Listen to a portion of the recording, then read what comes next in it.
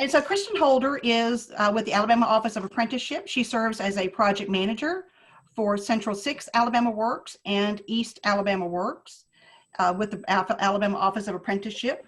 As a project manager, Kristen works to expand the use of apprenticeship programs by diverse industries, helping employers address their workforce needs by developing innovative work-based learning models. She collaborates with partners throughout the state to create new apprenticeship programs, as well as provide support and resources and best practices to current sponsors. Kristen's focus is to assist companies in growing and retaining their own skilled talent while providing apprentices a higher quality of life potential. So Kristen works here in Region 2. We're thrilled to have her as part of our workforce team. And we're going to ask Kristen to go ahead and share a little bit about what's going on with apprenticeship in the state of Alabama. Kristen? Thanks, Lisa. First of all, thank you to Lisa and Abby and Carl and the East Alabama Works team for having me, and the East Alabama Works Board of Directors. It's an honor to get to be here. I formerly came from the Regional Workforce Council at Central 6 Alabama Works, and so have a dear heart for the work that you guys are doing here in East Alabama. So thank you for your time. Everyone else that's on the call, thank you also for your attendance to this. We know that this all looks a little different than we expected to, which is the biggest understatement of the year, but I'm glad that we're still getting to communicate and build new innovative ideas together. So some of you might have heard, probably, there's been a huge buzzword around apprenticeships, especially over the past year. And so I'm gonna try to make this interesting and hopefully bring some new insights to some people, and then also still provide the baseline for those that this might be their first conversation around it. So Carl is going to be fielding questions for me in the chat box, I think is the way it's going to work. And then when I'm finished with the presentation, or even the middle presentation, if there's something that someone needs, I'll be happy to answer it. But with that, I'm going to go ahead and start. My screen is to the right-hand side of me that I am paying attention to. So I'm going to actually go ahead and cut my video, because I always feel like it's odd to be looking to the right the whole time. So, okay, great. So we are going to start with this. Again, my name is Kristen Holder. As Lisa mentioned, I am the Region 2 and 4 project manager for the Alabama Office of Apprenticeship. So I get the opportunity to serve both the Birmingham region and the East Alabama region of our state. For those of you, just to catch everybody up, the Alabama Office of Apprenticeship is new. We have historically been what we call a Department of Labor state, which means that there, and you can kind of see my map over there, half the country is considered a federal state and half the country is considered a state apprenticeship agency. And the biggest difference between the two of those is having boots on the ground here from our own state agency versus having potentially one person that comes from the federal government. So the state of Alabama decided that it was a good move for workforce in the state and apprenticeships to move from a federal organization for apprenticeships to the Alabama Office of Apprenticeship. And we officially became a state agency on March 12th, 2020. And the thing I always say, it's like the day before the world shut down, because that Friday was the 13th and here we are on October 20th. So we became a SAA that day.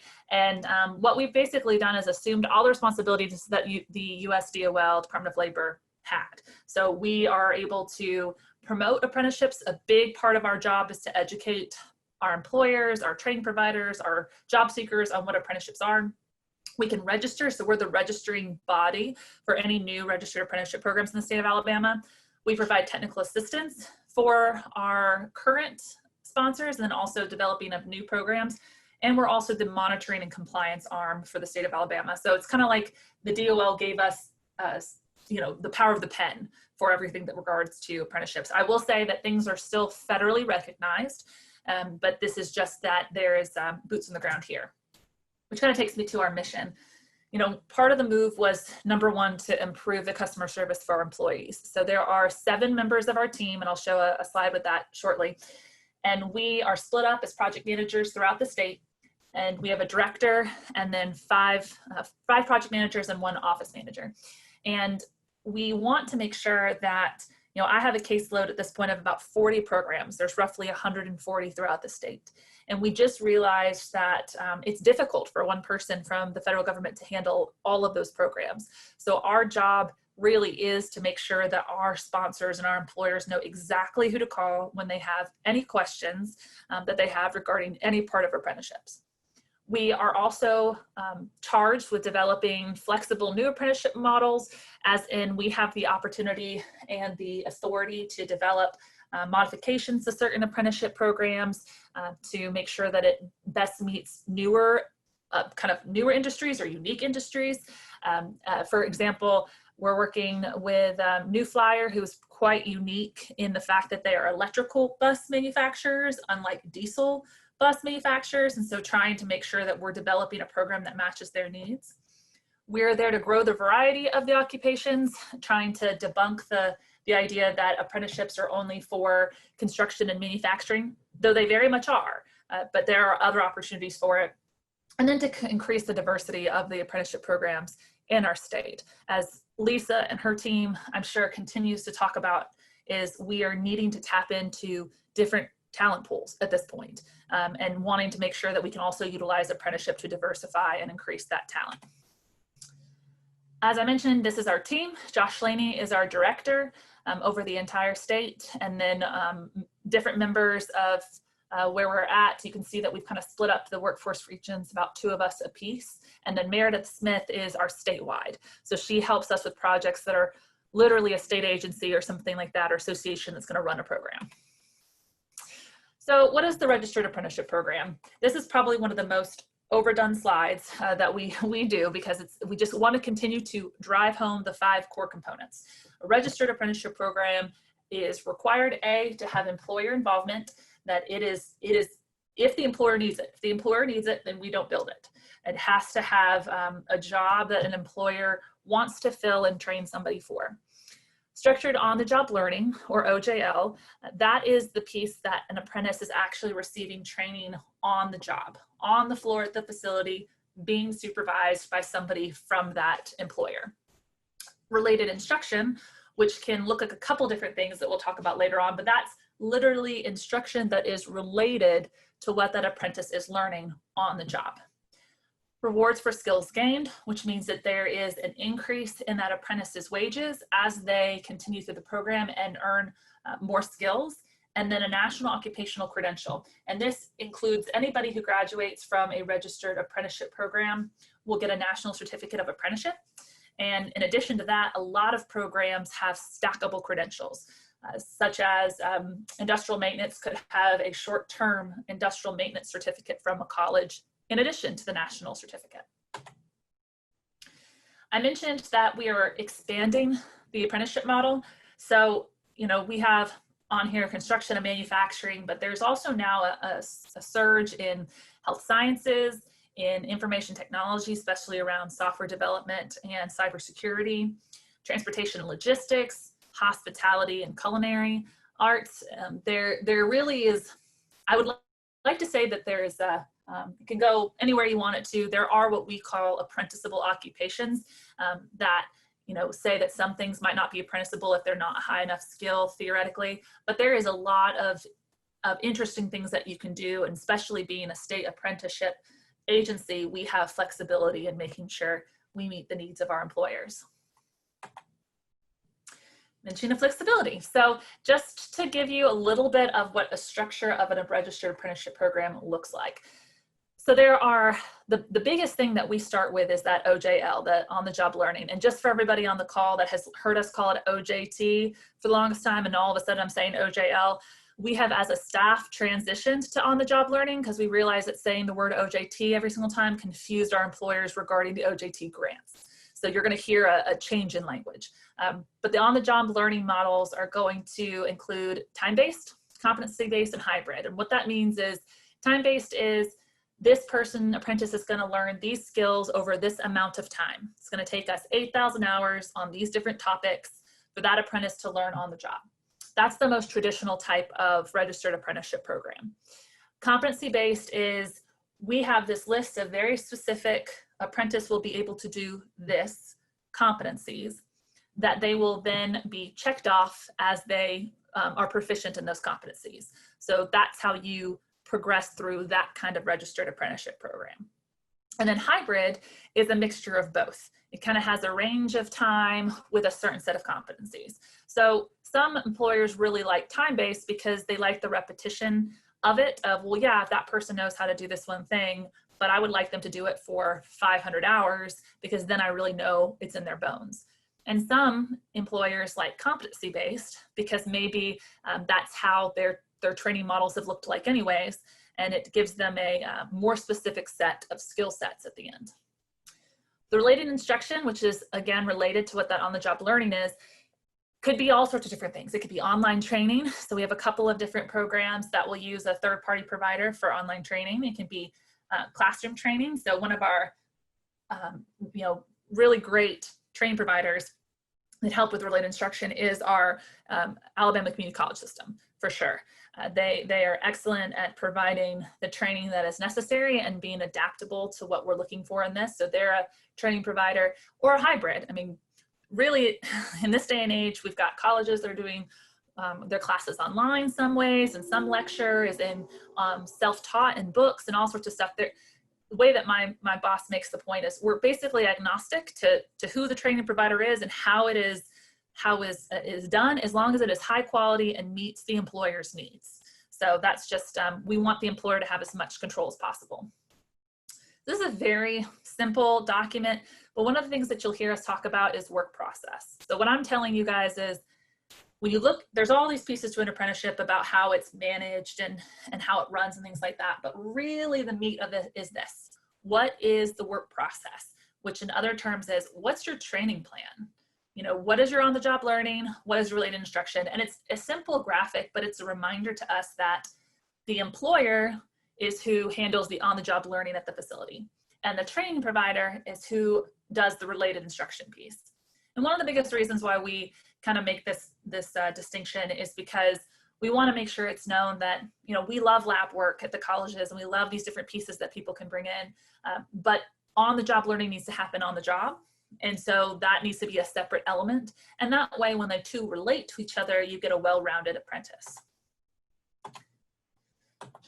Very quickly, I'm just going to talk to one other piece of the structure, because I get this question a lot. So, you know, we're talking about, it's this training plan, it's formalized, all this stuff like that.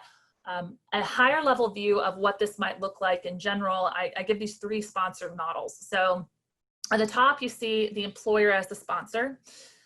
And the left, you see the educator as a sponsor, and then to the right is the intermediary. So for what this means is an employer sponsor means that they are all inclusive. They're the ones who manage the program. Sponsor is a term for managing the responsibilities, the compliance, the monitoring of the program, and dealing with our office. So the employer is both their own sponsor and they're their own employer. So they're the one training them, and as well as taking care of administrative side. And then they have an educator that they're working with, and then our Office of Apprenticeship. The educator model is something that's really common among our colleges. That's a consortium style group model where you've got an educator who is the sponsor, and then you have multiple employers that come up underneath that sponsorship and take advantage of the fact that the educator is taking over some of the admin responsibilities. And then on the right is our intermediary option, which is where the sponsor is neither the training provider or the employer. They are potentially a chamber of commerce, a state association. It's a different entity that can kind of take on that administrative side of things, and thus make it easier for the employers to engage with it and kind of work with those educators. So a lot of times I use the word sponsor a billion times, and I realize I'm not ever giving the definition of it. So I wanted to give you an idea of kind of what these different models could look like. So why build one? This is one of the things we like to talk about. So do you face any of these issues? And I'm assuming, without seeing your faces and having you nod at me, a lot of you will have said yes, but availability of skilled workers is low. This is an issue. How does apprenticeships help? Well, apprenticeships are specifically built to help create workers that are exactly skilled in what you're needed to look at. That training, that on-the-job learning, and that related instruction is structured specifically to what the employer needs. Recruiting workers is difficult.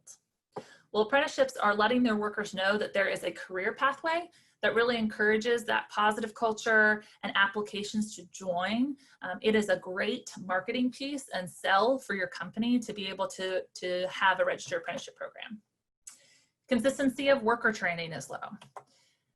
Employers drive the related instruction and the job on-the-job learning piece that the apprentices must complete. So one thing that we do here is employers are like, yeah, I'd really like to have training, but I don't have enough time to even, they don't know when it's happening. They don't know who's giving it. They don't know where to go. And this is an opportunity for there to be consistency in their training. Skills requirements for workers continue to increase, especially in this day and age of technology. And one way that apprenticeships can address that is, learning in your facility means that you're learning exactly what that equipment and the processes that are used in your business. So especially as times are changing and you get new equipment, then it would be important to continue to have a formal training that would help them with that. And then this one, experienced people are reaching retirement age, which is what we all talk about. And so one of the things about apprenticeship, not just we need to fill the pipeline, but also there's a mentorship associated with that mentorship piece of it, which leadership skills, man, Abby making the point, I'm a huge proponent of that. I think that helps in all areas. But letting the people that have been on your shop floor that's going to exit in the next 3 to 4 years, be there and help train the next generation of workers. Not get to the point in 5 years where half of your workforce or a third of your senior workforce leaves and then you're having to be left to catch up. So I kind of, address those a little bit, like those are the issues we're running into. Some additional employer benefits for a registered apprenticeship program is reduction of turnover. We talk about the statistic that about 3 years after an apprentice completes a registered apprenticeship program, there's a 90% retention rate nationwide. So they're proved to be retention, and people address that to a couple things that I'll say on the next slide about apprentice benefits. But reduction of turnover, increase in productivity, the concept of them learning on your equipment as they're learning the instruction in the classroom or online. That way you're not having to onboard them to the same degree that you might have to if they go to college for 2 years or short-term training for 16 weeks and then they come to your facility. It allows them to be upskilled and onboarded more quickly. Highly trained employees. So, and we all have learned, I think, in lots of different areas that, training makes success. Whenever we're able to train a workforce or anybody, education is, and Dr. Jimmy Hall on here is talking about that too. Education is such an important piece of this, and having that also for your employees is important to make sure that they're highly trained. And then diversifying your workforce. As I continue to mention, we are needing to look further and further for pools of applicants that might not have been a part of the workforce system in a very long time. And apprenticeships allow them the opportunity to plug into the workforce in a way that is beneficial to them and able to create a career and get paid. And that's what I was going to say for this. So the employer benefits obviously are important for me to display to the employers, but I feel like the apprentice benefits is what makes the employer benefits true. So earn as you learn. This key phrase of this is an opportunity which helps to diversify your workforce is you are having someone come on as a full-time or a paid employee at your company.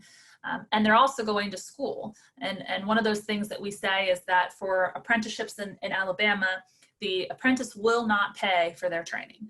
We want to continue to make sure that apprentices are not having to take out a loan or having to do something, because that then again limits your pool of applicants to get into your positions.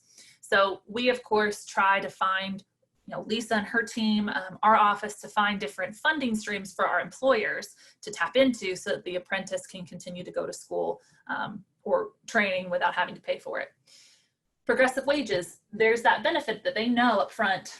If I keep on this path and I go ahead and upskill in these ways, I will get a progressive wage. And that's something that's determined on the front end by the employer. The employer sets their own wages, we do not.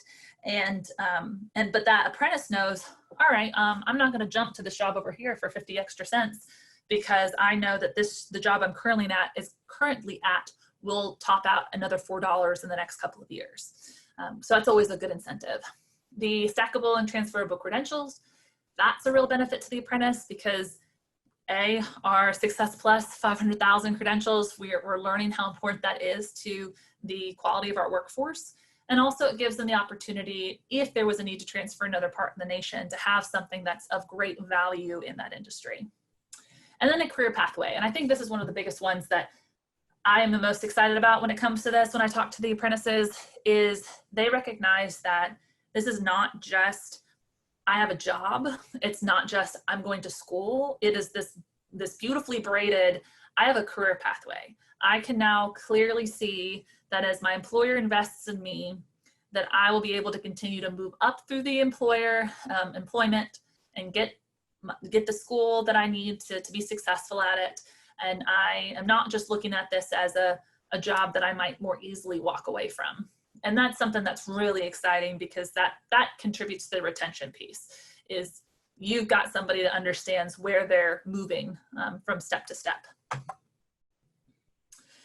Talent pipeline building is also a big part of this. And this is I'm going to really breeze through this slide really quickly, but the whole idea of the apprenticeship program is it's not just one pool of applicants that you can look at. You can look at youth, special populations like veterans and those with disability, new adult workers, potentially those that come through the Alabama Career Centers or high school ready to work, incumbent workers that are actually working at your company right now, but you want to upskill them. And that youth piece of potentially also high school ready to work people that are there, K-12 and CTE programs that exist, Department of Youth Services that is there statewide that can assist with candidates. So there's a lot of different areas to tap into, and apprenticeships in the way that they're built allow a lot more people to have these opportunities than potentially just traditional work or traditional college. And that pre-apprenticeship piece that I have for new adult workers, that really could be for any of these populations. That's something that our office has started to do. And I'm happy to talk to anybody offline about that too. We're certifying pre-apprenticeships, and basically what that means is a pre-apprenticeship is a pipeline into a registered apprenticeship program. And to be certified with the state of Alabama, it needs to have a couple of key components, especially that it's related to a registered apprenticeship program, and that some component of that pre-apprenticeship goes ahead and counts towards credit in that registered apprenticeship program, basically giving that pre-apprentice a kind of a leg up in the process. So we're excited to see those be built as well. Our whole thing is we don't want to build a pre-apprenticeship and then build a registered apprenticeship afterwards. Our focus on making sure that this is a employer-led effort, but that's a really great place for places like, I was in Calhoun County and Anniston High School about how do we plug in to registered apprenticeship programs in Region 2 and get youth prepared to go to work. But why registered apprenticeships? I get this one a lot because the word apprenticeship has been used, for decades, for hundreds of years or whatever. In our state, we can sometimes end up using the word apprenticeship for lots of different things. And Lisa brought up the work-based learning webinars. Our office and Josh Laney and Meredith Smith has been putting a lot of work into that in support of that. And that's really going to help kind of give some context to all these incredible work-based learning models. We know that apprenticeships and registered apprenticeship is not a silver bullet, that there's all these great examples, but we also want to try to make sure that we limit the confusion for our employers in saying all these different things and, well, what do they mean? And keeping consistency of our message. So specifically for registered, there's a couple things. One, technical assistance. So our office, and specifically my job, is to work alongside our employer and our training providers and our sponsors to develop these programs. It is a step-by-step, let me help you figure this out process, which as a former sponsor of 2 programs in Region 4 before I moved in my position, that did not exist prior to our office, I would be so bold to say, or it did not exist in the same capacity. So we provide that technical assistance. Quality assurance. But having a registered apprenticeship program, you basically have the seal that says this is a quality program, and it is federally recognized as being something that occupation would recognize as a skilled employee once they've graduated the program. Financial incentives, and I'll go into this in a second. I've got my little asterisk to remind me of that, but there are a lot of financial incentives to being a part of a registered apprenticeship program. I mentioned the nationally recognized credential, and I'll put this up here, formalized structure. These are really key components for our employers as well. A lot of you are probably doing, or potentially are doing some sort of training formally at your company or with a college, or you're recruiting from a certain college because they have, or a certain high school because they have the technical skills that you're looking for. Well, this is a much more formalized structure where you have that quality assurance of this is the program that we're doing. It's not just every once in a while we do training, but this one actually comes out with that recognized credential. And that again is a really big selling point for our apprentices. I'm not going to go into too much detail of this. I just have a couple more slides and then I'll pass it to Carl. But you know, I know that Lisa and her team talks about this all the time. There are so many different pieces of funding, on-the-job training funding that is used to reimburse wages, ITA, as Lisa mentioned, we love our acronyms. That is money that can help pay for the related instruction for a program, so the classroom or online training. Incumbent worker training dollars that can be used as reimbursement for those that are currently employed. On-the-job training dollars and ITAs, you'll know, are for only brand new employees, those that have not been at the job before. And then Pell Grant and GI Bill. And I'm learning more about the GI Bill as I've been in this role, but GI Bill has certain benefits for a veteran to go through college. Well, a veteran can still take advantage of the GI Bill inside an apprenticeship program, because it used to be that you had to be going to full-blown school, like full-time school student. But what the military recognizes is, well, if somebody is going to work and to school in an apprenticeship program, it fills out the requirement to be a full-time student, so they can take advantage of the GI Bill. And then uniquely, again, to registering, and I guess I'll say this, one of the things about a registered apprenticeship program, a huge benefit in that financial assistance incentives area, is that you can braid all this funding, which is our fancy word for it allows you the opportunity to tap into multiple buckets at one time, when usually you might not be able to do that. And that includes the AOA tax credit. So this is something that I've actually just recently talked to some employers about. You know, we have funding, we try our best to find grants for training the apprentice or reimbursing wages or some of their social assistance. But some employers ask me about, well, what about my admin cost? What about the time it takes for me to help work on this? And that's one of the reasons why our state looked at the Alabama Office of Apprenticeship Tax Credit. It recently increased from $1,000 per apprentice to $1,250 for this upcoming 2020 tax year, and from 5 apprentices to 10 apprentices. So we're excited to see that it increased because we've been seeing the employer benefit of, here is money, tax credits, that you could use towards paying for the hours that somebody's working on this program, or I know equipment is extremely expensive, but if there's some pieces or tools or something that you need, it's money that can be put, user fees for training providers, if there's some sort of online platform. It can be money that's utilized if you have an apprentice that's working for at least 7 months in that calendar year for up to 4 years. So, I mean, you're looking at the max of $12,500 per year for eligible apprentices. And then I put this down here, that $500 additional tax credit for youth. That's something that we're really trying to stress, is that an apprentice does not have to be 18 years old. An apprentice can be as young as 16. And we're trying to encourage, through this tax credit, for employers to consider potentially bringing in people into their facility at a younger age through youth apprenticeships and taking advantage of that tax credit. So what are my next steps? Couple things to just consider. You know, first of all, I threw a lot of information at you pretty quickly, and I tried to do both kind of a higher level and a little bit more into the nuts and bolts. But think through, like, what occupation is most critical to your company? And sometimes that is your highest paying position, sometimes that's your frontline. When we look at our apprenticeship programs, we're usually looking at middle to high skilled positions. So someone beyond your frontline that you would like to move into a higher skill. But is it welding? Is it industrial maintenance? Is it you know, some sort of nursing? Like, what is your occupation that's most critical? What workforce issues are you having with that position? Is it retention? Is it recruitment? Is it retirement that's coming through? Where are you currently recruiting talent? Like, is there a specific school that you're recruiting for? Is there, you know, are you using LinkedIn? You know, what are the methods that you are using to recruit? And then what training is already happening at your company, and what training providers are you working with? Because some of you are probably doing some form of this.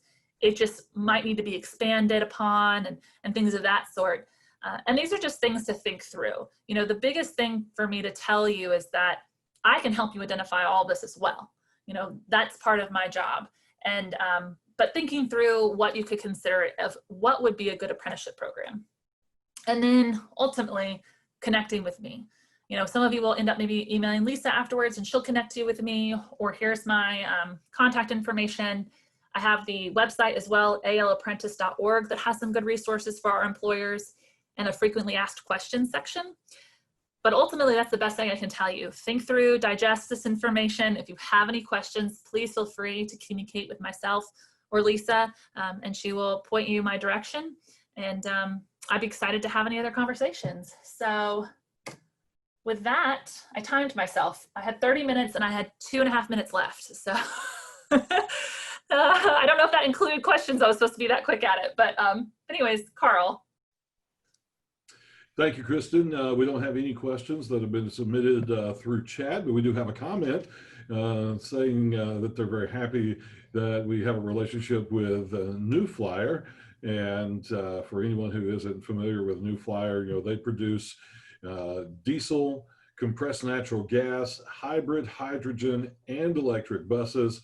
And they literally ship them all over the world, and it's amazing the work that goes on at New Flyer. So someone wanted to recognize New Flyer and that relationship you mentioned with New Flyer. Yeah, no, I'm excited. We've been working diligently on figuring out what works best for their company. And a couple that I mean, Tyler Union, I had forgotten a slide that shows BAE Systems has an apprenticeship program, Region 2, Fleetwood Metals does, Tyler Union, and I'm going to kick myself for the last one, but that we've got a couple of programs that are already running in Region 2. But I mean, just for comparison's sake, I have 35 in Birmingham. So there is great potential to build things in Anniston and in that region in Gadsden. Lisa, do you have any questions? Oh, sorry, Carl. Yeah, no more questions from the chat room. Okay, Lisa, do you have anything else that you wanted me to share, or? I think you did an exceptional job. I appreciate you putting the slide up with your contact information, how people can find you. Yeah. We will be happy to direct questions and resources that might be needed to you. And, you know, we did have a great discussion in regards to youth apprentice or pre-apprenticeship programs. And that's another great avenue. So we are thrilled with to have Kristen in our workforce region. She literally started with Alabama Office of Apprenticeship, probably 2 weeks before COVID-19 hit. But even though the pandemic struck Alabama in our world, it didn't slow Kristen down. It gave her an opportunity to do that research of what programs were out there and how they were being served and implemented. And now she is, you know, she's a wealth of knowledge and a tremendous resource to us. So any questions that you have, you can tell by her feedback already that she will be able to take care of you, your employers, or any other agency or entity that might be interested in apprenticeships. Thanks, Lisa. And what I can do also is condense this down into like a PDF of the slides and then send them to you, and then, you know, distribute them as you like. But I'd be happy to have any conversations with anybody that is interested at all. You know, there's always, you got to start somewhere. So again, appreciate your time, and thanks, Lisa, and thanks, Carl, everybody. Kristen starts with tell me more as opposed to how something won't work. Yeah. Always, you know, trying to find a way to make things work, and so that's tremendous. And Kristen, thank you for allowing to use your slides, and we can send those out as a follow-up to today's meeting. Perfect. Awesome. Thank you. So next up we have Dr. Jimmy Hull. Dr. Hull is with the Alabama State Department of Education. We're going to let Dr. Hull share his PowerPoint. He's a much better PowerPoint driver than I am.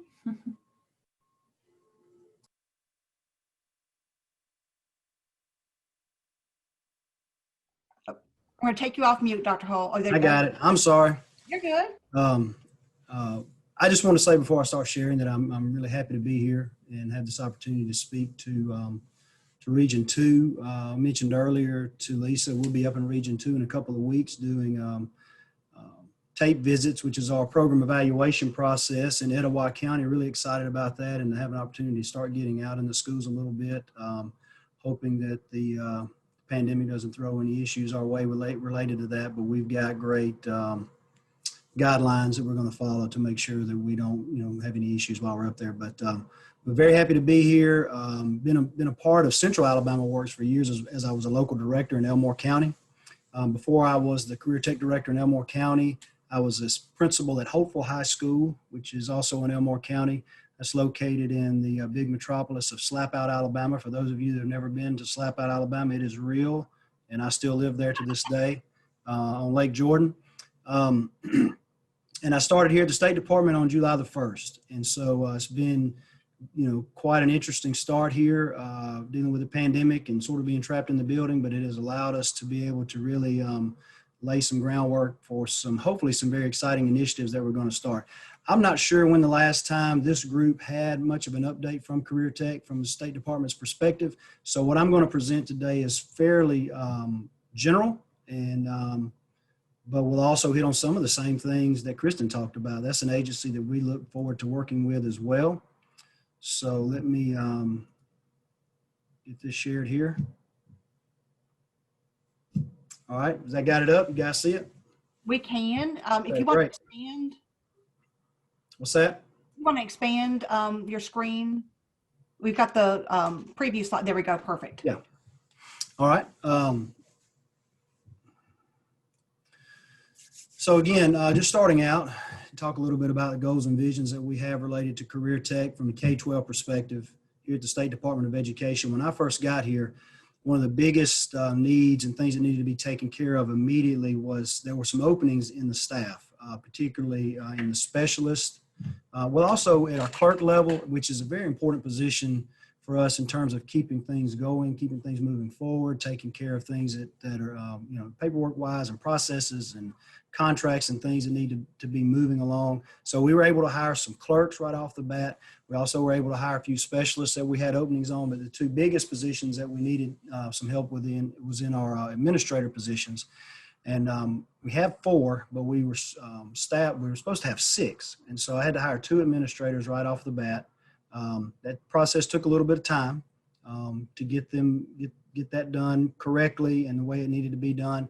And so we have that started with us a couple of weeks ago, Nancy Prine, who came to us out of Mobile County, longtime director with a lot of experience in work-based learning, as well as business management, administration, finance, and marketing. That was her background. And so she has been around for many years in work-based learning and has seen it grow and evolve and is excited about some of the ideas we have that I'll talk a little more later about regarding the expansion of work-based learning. Then we also have joining us on November the 2nd, Laura Bailey, who is currently the director in Auburn City Schools. Laura is an innovative director that has done great things there in Auburn City, brings a lot of respect and leadership to the table, very detail-oriented, understands the importance of taking care of the details along the way to get the big pictures accomplished. And we're super excited to have her joining us.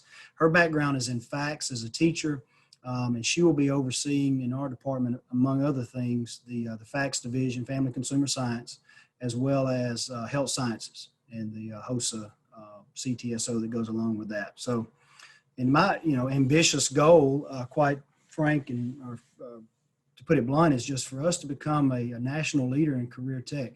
I think that sometimes in general that Alabama gets bashed so heavily on education due to, maybe scores in certain areas that we all kind of get lumped in together. And that's understandable because we're all on the same team and trying to accomplish the same goals.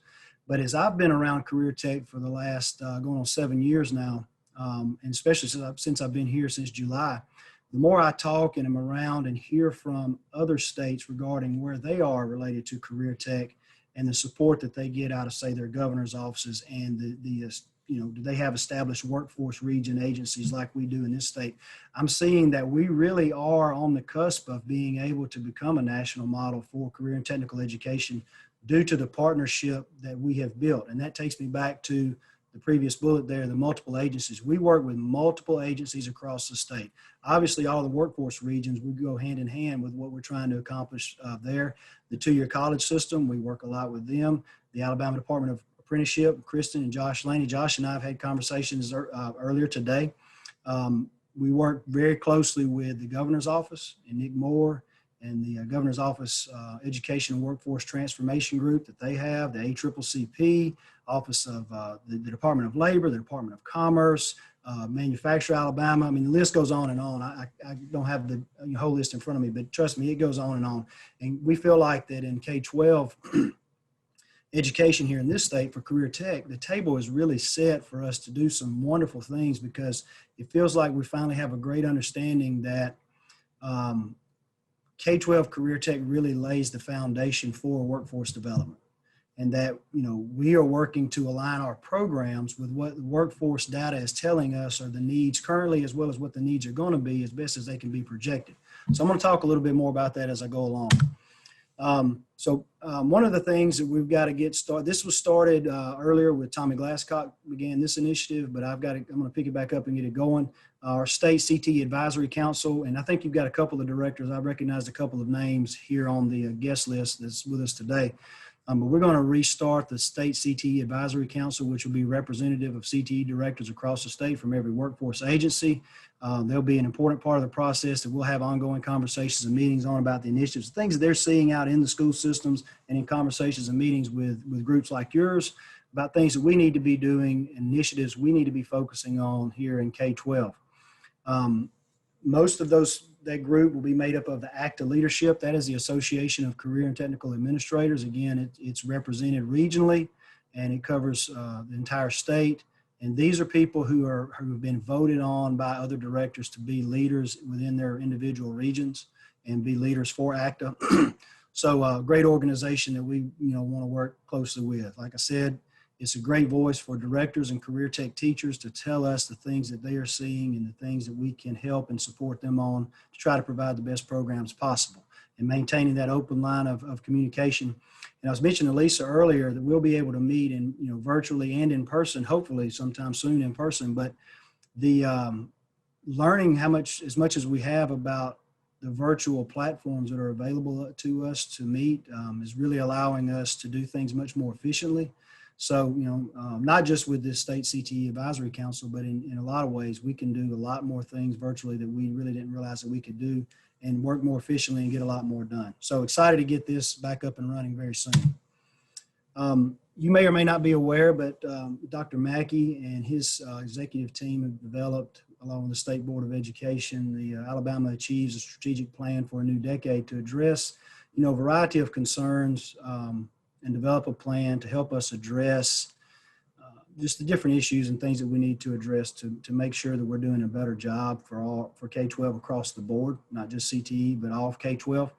But I wanted to point out that the alignment that CTE has with the strategic plan that Dr. Mackey has developed. So you see the there's 5 bullets there, and then I'm going to explain to you how we're completely aligned. But here's a page from the plan. The first one there is academic growth and achievement. In career tech now, we have academic indicators that we have to meet in our programs.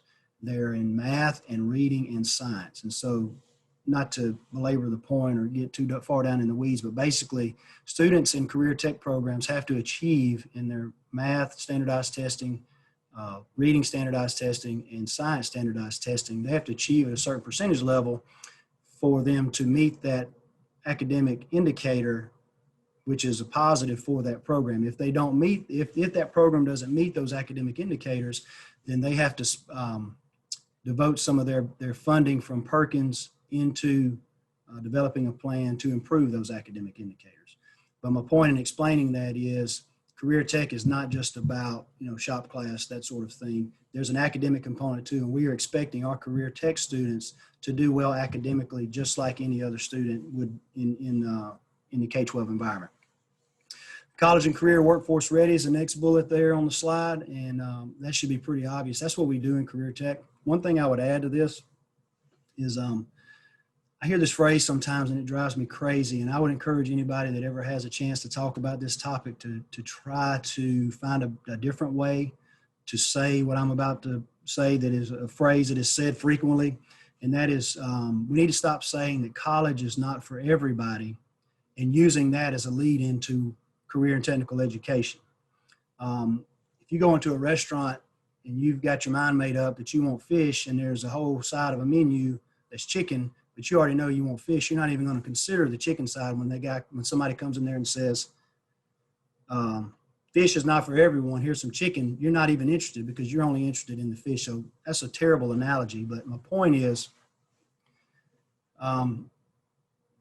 we need to stop saying that term or that phrase, college is not for everybody. Here's some career and technical education for you. Career tech is really an option, not an option, but really it's something that everyone should be a part of as they move through K-12, whether they're going to college or not. As you look through, and I'll show you some of the stuff that we have here shortly, as you look through some of the programs that we have, in order to find a career through some of these programs we have, college is going to be a part of it.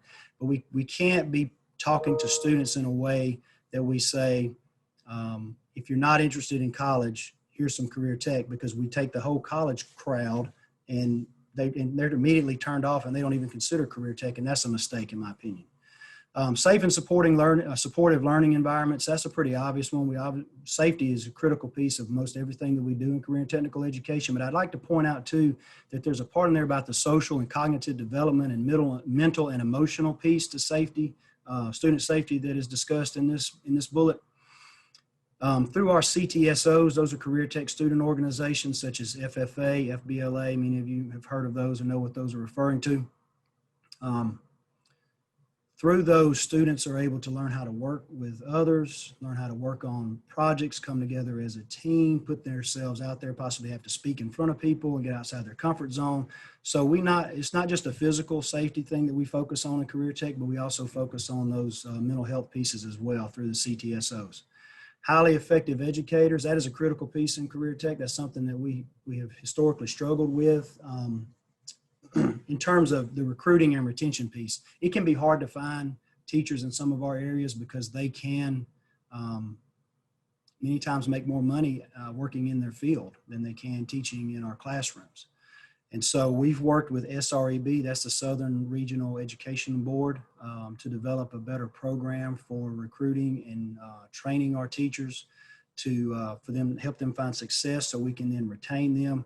We've also, discussed options and ways that we might be able to pursue opportunities to improve the pay that the teachers get through either extended contracts or by having local systems consider paying people, say they've been working in their field for 20 years, give them some credit for that experience instead of starting them out as a first-year teacher, move them up that pay scale a little bit to make it easier to recruit and retain teachers. That's the most important piece of what we do in career tech. If we don't have quality teachers and retain them, it's very hard for us to build programs. When we're turning over teachers every 1 or 2 years, it's kind of a 2 steps forward, 1 step back. And it really slows the progress and development of programs down. We see our strongest programs is when we're able to get good teachers in and retain them and keep those programs building. And then customer-friendly services, again, this is something that we do every day. We stress through all of our programs, employability skills. Some of you may refer to those as soft skills. Is this something that we could do better in? Absolutely. But it is something that we harp on and is a part of all curriculum in every career tech area. So we want to develop students who are, can be considered customer-friendly kind of people. So when they get out into the workforce, they know what it takes to work with others. So moving forward, some of the things that we're going to be focusing on out of the career tech office. Number one, is improving communication. That's been something that I've heard since I've been here in July that needs to take place and get better within the career tech office here at the State Department, but especially out to our directors and teachers across the state. And that's just a matter of better organization on our end, which we're working on. And then, we're going to develop, we've got a weekly update that goes out and we need to improve it and put a better system in place, but that's something that we're focusing on doing. A marketing campaign. I was talking with Craig Collins yesterday. He's in our office. This is something he's going to help us with. We want to work really hard to do a better job of marketing what we do in career tech. I think that we miss the boat sometimes with opportunities to communicate what we do with younger students as well as their parents. I'll give you an example. I was watching, we were streaming a show with 2 of my daughters this past week, and the show got so far along, and then it went to a commercial, and it was a commercial for Montgomery Public Schools promoting their move to try to increase property taxes for their school system. But the point is, my daughter started asking me questions about that and what that meant, and so we had a conversation. There's really no reason that we can't, here at the State Department of Education, promote our career tech department in the same kind of way through, having ads through streaming services, through social media, through radio ads, through music streaming services, and so on. So we want to do a better job of making sure that people know.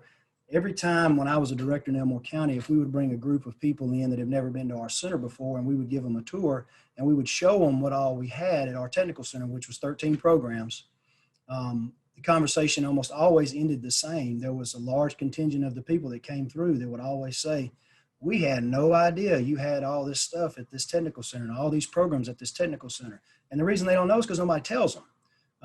And so we can do a better job on our end, marketing and promoting what we do. A kind of spinoff of that is a more intentional and focused effort in social media. And we will work with the department here. They've got a great social media feed that goes on, but we'll work through them to develop a better way to promote the good things that are going on in career tech and some of the factoids that we can get out to promote, all the things that we do. We think that's an important piece.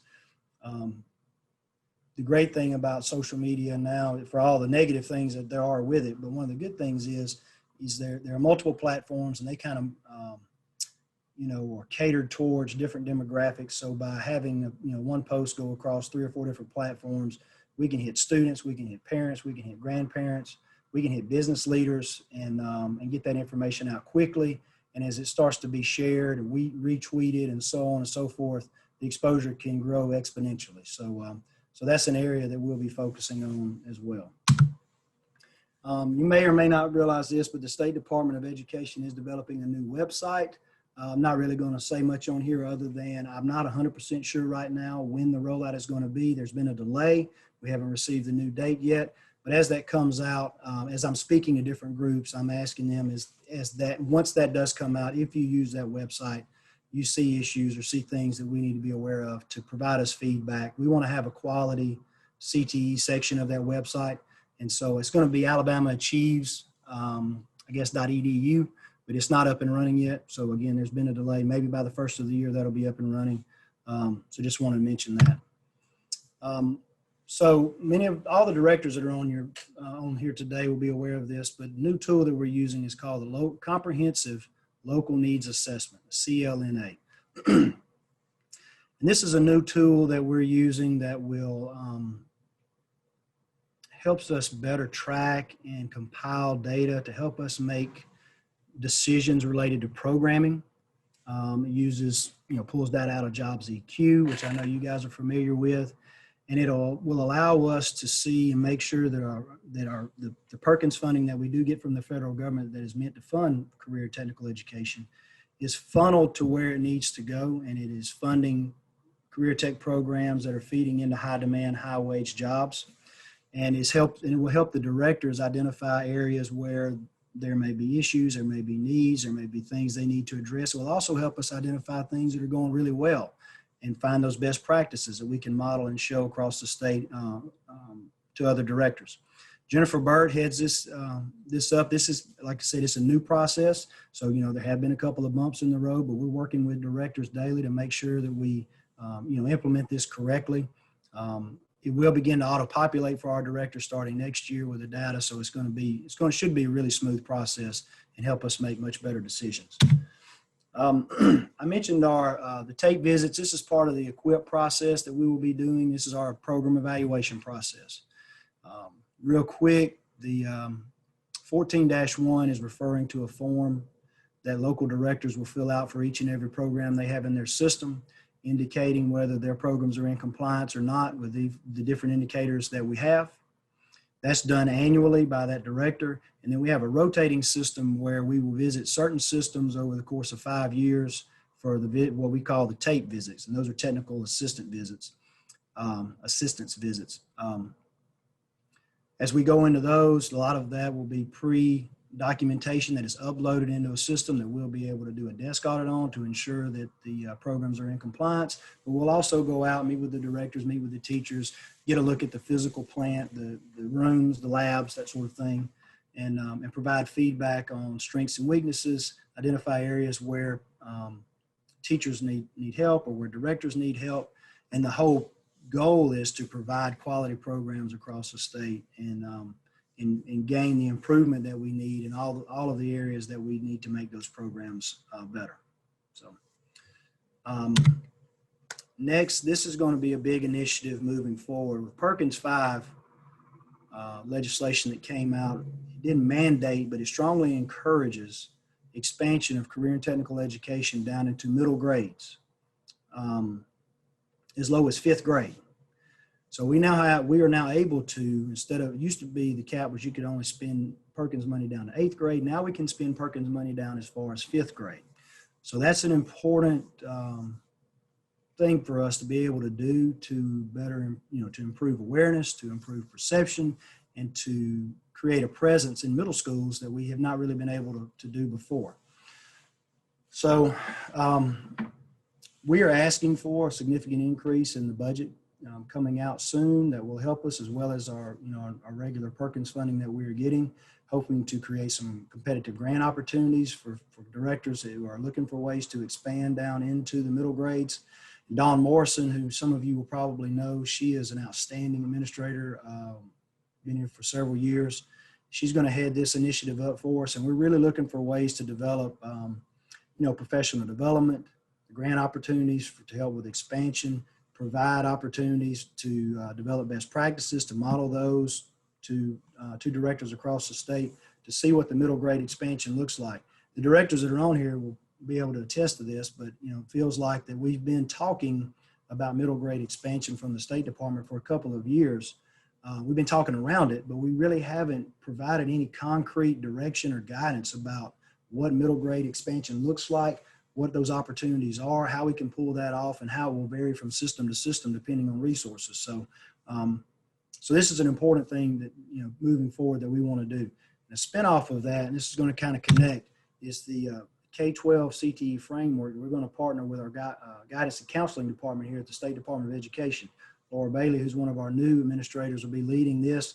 And what we want to be able to do is take the existing guidance and counseling framework, career exploration framework that is currently being used K through 12, that introduces, the concepts of careers and vocations and that sort of thing, but inject the career tech concepts and vocabulary into it. So as early as 1st grade, students and teachers and parents are hearing words like clusters and pathways and programs, and we start to plant those seeds and connect those dots of how education leads to workforce development and career opportunities. And career and technical education is just a naturally integrated part of that process. It's not just some program that is available at the high school, as it is described many times, down in our lower grades, just because of a lack of awareness. So by, introducing this K-12 framework and then expanding programs down in the middle schools, it should make a huge difference with the awareness, with the perception for our middle school and elementary school students, their parents, but also the educators at those levels that may not be aware of the things that we do. And so we can better, identify the strengths that students have, the potential programs that they might be interested in, to have a better direction of what they might go into. The K-12 CTE experience is always going to be exploratory by nature, and it should be. We shouldn't be demanding that kids in the 9th grade decide what they want to do for the rest of their life, and we put them in that program, and that's the program that they stay in. Naturally, we want them to find something and stay in it as long as possible and become a concentrator. But the earlier we can start discussing these concepts and these programs with them, the better chance we have of helping them find a path that may lead to what it is they want to do. So these are the middle grades expansion and the K-12 framework that we're starting. Both are going to be huge parts of what we do moving forward. Career readiness indicators. This is probably something that most of you will have strong interest in. These are our credentials that we use. We call them career readiness indicators. They actually do count for accountability. If a student earns a CRI while they're in high school, they meet college and career readiness. So it is an important part of what we do. Nancy Prine, who's a new administrator that I mentioned out of Mobile County, is heading up this area. We're currently reviewing, along with ACTA. Ken Seeley is the president there out of Chambers County, but we're reviewing the entire process, how the submission process, the evaluation process, the committee, the rubric we use, the timeline that we're currently using, so we can, clean that process up, we've got a lot of great CRIs. And so we want to take the time now to see where we need to kind of reset and adjust what we're doing to make sure we're getting the best opportunities available for our students. Moving forward, the ACCCP is developing a compendium of valuable credentials. The ACCCP is led by Nick Moore. It's the Alabama Commission on Credentialing and Career Pathways. Nick Moore out of the governor's office is kind of leading that charge. It is it's a combination of educators and business and industry leaders from across the state. And they're developing a compendium of valuable credentials that is a list of credentials that is not K-12 focused. It's focused on, it can be K-12, but it's also focused on college age students as well as adults who are already in the workforce. And the list will contain credentials that are aligned with high demand, high wage jobs in Alabama. So as we move forward, we want to align our CRI list as best we can with the compendium of valuable credentials. One thing I want to mention, we did see a significant drop in our CRIs for 2019, 2020 due to COVID. Most of the testing is done in March, April, and May, and it cut our numbers in half. I want to say we went from over 30,000 2018-19 to 13,000 in 2019-20. So that's a significant drop.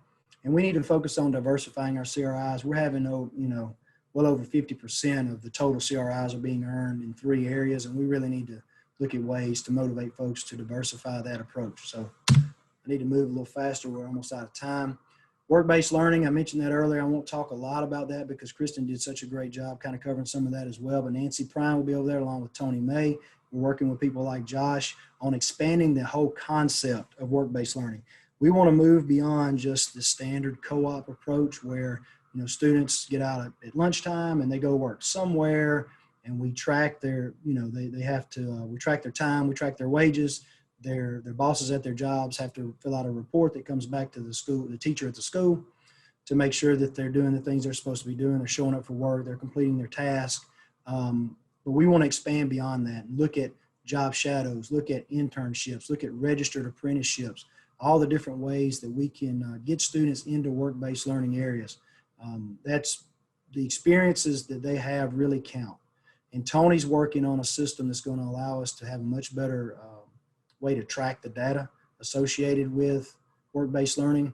We found since I've been here that we've had good data, but it hasn't necessarily been as accurate as we needed it to be. So we've got a system that we're going to roll out pretty soon that's going to help with that. Dual enrollment, worked with Alabama College Community System on that. That is going to be something that we focus on. That program is up and running, but Dawn and I talked about it, and we really need to kind of refocus ourselves on that. I'm not sure who's driving the ship right now. And so we're working on getting everything aligned and look for ways.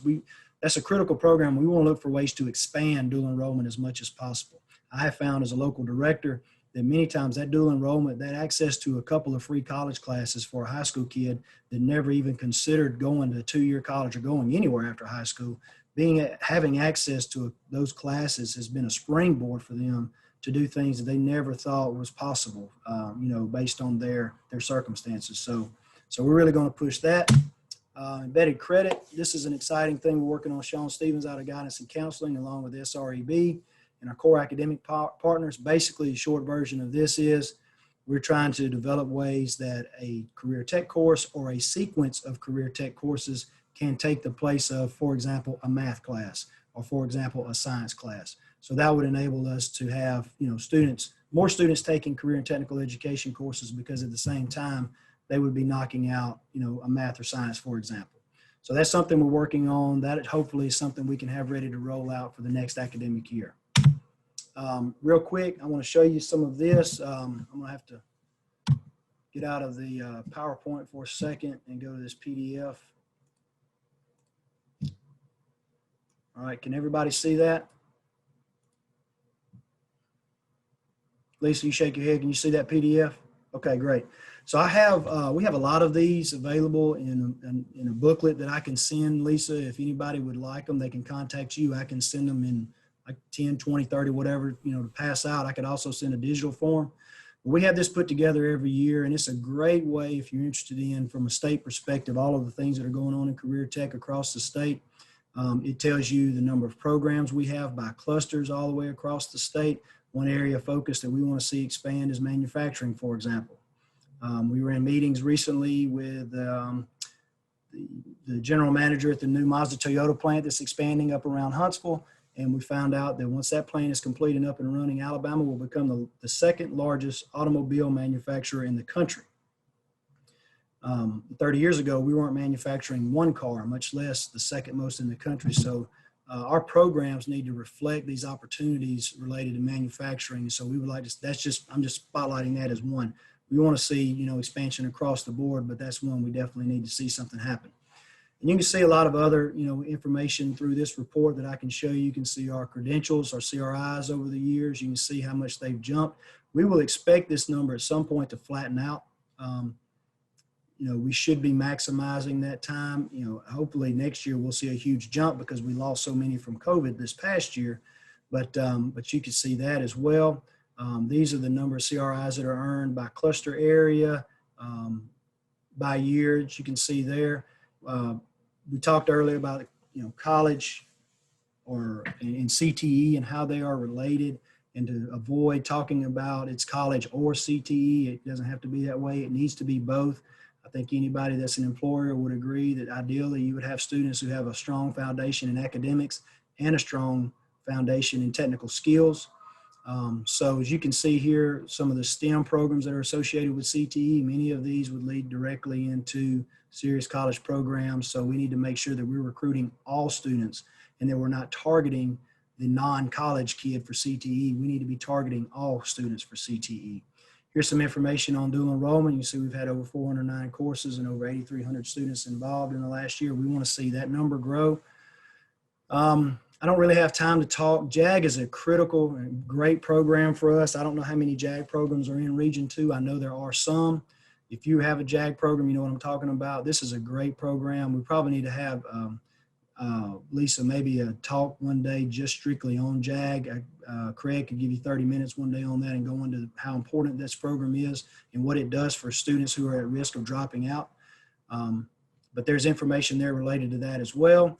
JLDC is also spotlighted in this year's impact report, and that is a program where we have all of our CTSOs. You can see them listed here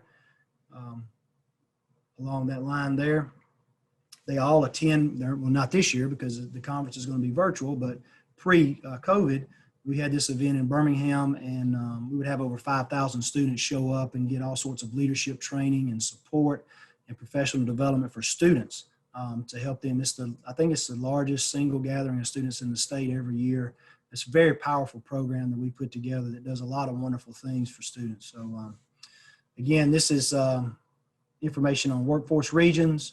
Again, CTSOs. I know I'm pretty much out of time, so I'm gonna cut it off here. But this report is available in a booklet form. It's glossy. It's all put together really nice. So if anybody would like some copies or would just like the digital version, if you'll let Lisa know, I can arrange to get those to her and she can distribute them from there. But that's the, we'll stop sharing here. That's the gist of my presentation there. I feel like it was kind of a rambling mess, but that's where we're headed. It's a lot of things we're about to do. I know that's what it sounds like, but that's just kind of where we are. We need to recapture our momentum that we've got in career tech.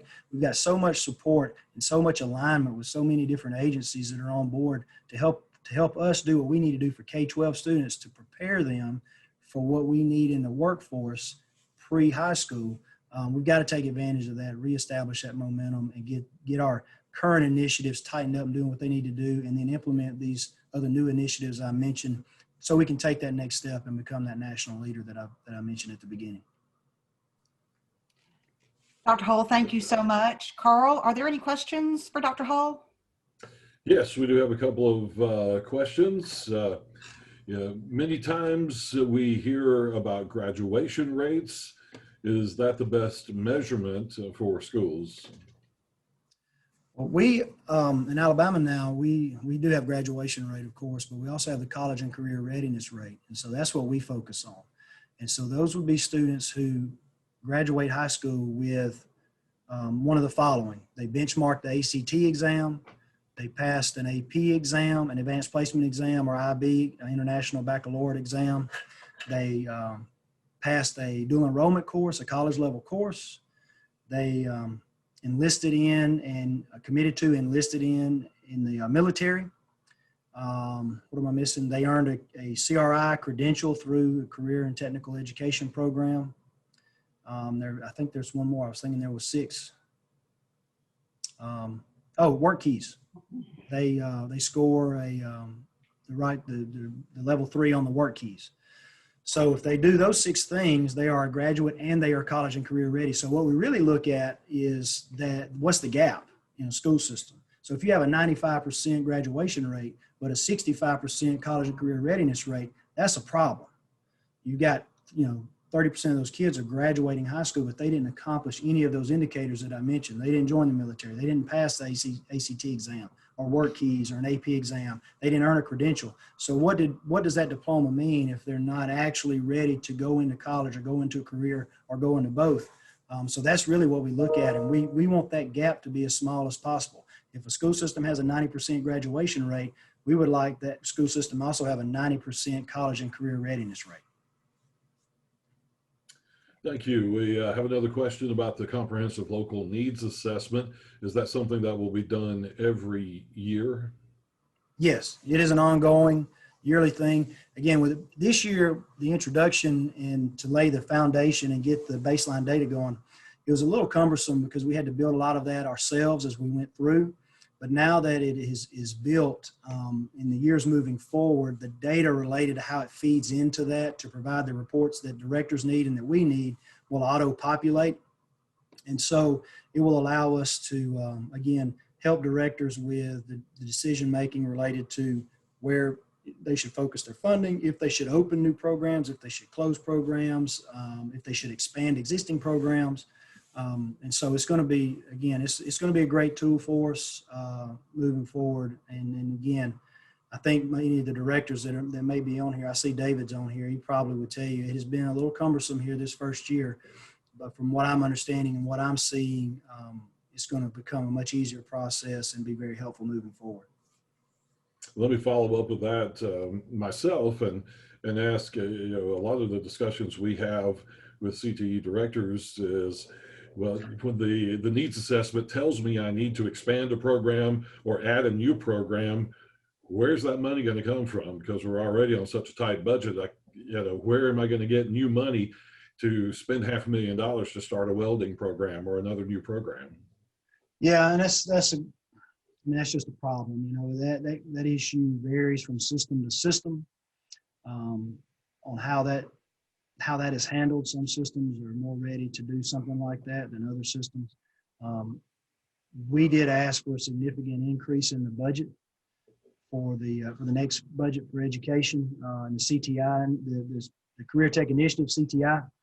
And so with that, we hope to be able to offer a lot of grant opportunities if we get that funding. So I would encourage you to encourage legislators that represent your region to be on the lookout for that requested increase in the budget and try to support that if at all possible, because those are the kinds of things that we'll roll out, are opportunities for people to apply for some of that funding to be able to start new programs where we can.